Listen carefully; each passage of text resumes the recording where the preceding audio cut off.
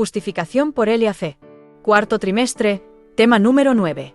Semana 2, 10/01/2025. Día de preparación, sexto día de la semana. Texto bíblico. Hebreos 11, 17-19. Por fe Abraham, cuando fue probado, ofreció a Isaac, y el que había recibido las promesas, ofreció a su hijo unigénito. Habiéndole sido dicho, en Isaac te será llamada simiente. Pensando que aun de los muertos es Dios poderoso para levantar, de donde también le volvió a recibir por figura. Ellen Goldwite. Historia de la Redención capítulo 10. Abraham y la simiente prometida. Isaac creyó en Dios. Se le había enseñado a obedecer sin titubeos a su progenitor, y amaba y reverenciaba al Dios de su padre. Podría haberse resistido si hubiera querido. Pero después de abrazar afectuosamente al anciano, se sometió, y permitió que éste lo atara sobre la leña. A fin de conocerle, 14 del mes 01, Isaac, una figura de Cristo.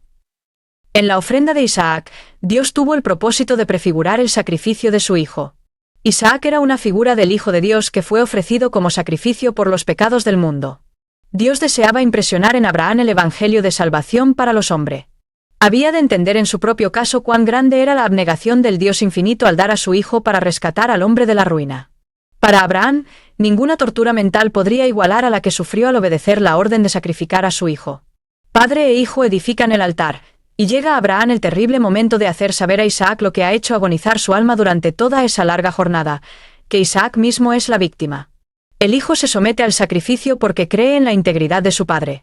Pero cuando todo está listo, cuando la fe del padre y la sumisión del hijo están plenamente probadas, el ángel de Dios detiene la mano levantada de Abraham y le dice que es suficiente, porque ya conozco que temes a Dios, por cuanto no me rehusaste tu hijo, tu único. Génesis 22, 12. En el ejemplo de Abraham se nos enseña que nada de lo que poseemos es demasiado precioso para darlo a Dios. Nuestro Padre Celestial entregó a su Hijo amado a las agonías de la crucifixión. Legiones de ángeles contemplaron la humillación y angustia de alma del Hijo de Dios, pero no se les permitió interponerse como en el caso de Isaac. No se oyó ninguna voz que detuviera el sacrificio. El amado Hijo de Dios, el Redentor del mundo, fue insultado, mofado, escarnecido y torturado hasta que reclinó la cabeza en la muerte. ¿Qué prueba mayor podía dar el Ser infinito de su amor divino y compasión? El que no escatimó ni a su propio Hijo, sino que lo entregó por todos nosotros, ¿cómo no nos dará también con él todas las cosas? Romanos 8, 32. Testimonio, 11/01/2019. El mensaje de los tres ángeles y el Evangelio eterno. Entonces, en ese momento, amados, hizo una pausa y continuó diciendo: en el cielo sufrimos mucho las penurias, sufrimientos y agonía de nuestro amado Cristo Jesús al venir a este mundo y sufrir por el pecador condenado y destinado a muerte eterna. Jesús vino para traer paz, esperanza y vida para los que las aceptaran.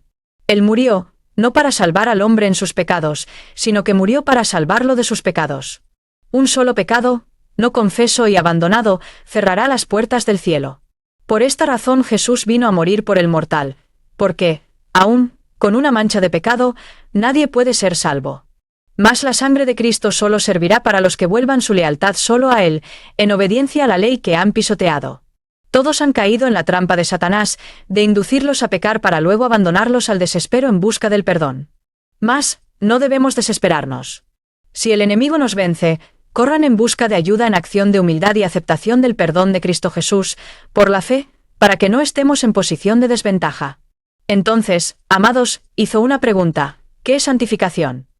Y él mismo contestó: es darse uno mismo en forma plena y sin reserva en cuerpo, alma y espíritu, a Dios. Tratar justamente, amar la misericordia y andar humildemente con Dios. Conocer y hacer la voluntad de Dios sin tomar en consideración el yo o el interés propio, y tener una mente celestial pura, abnegada, santa, sin mancha ni arruga. Himnos. 254, o cuán dulce es fiar en Cristo. 253, ¿qué me importan?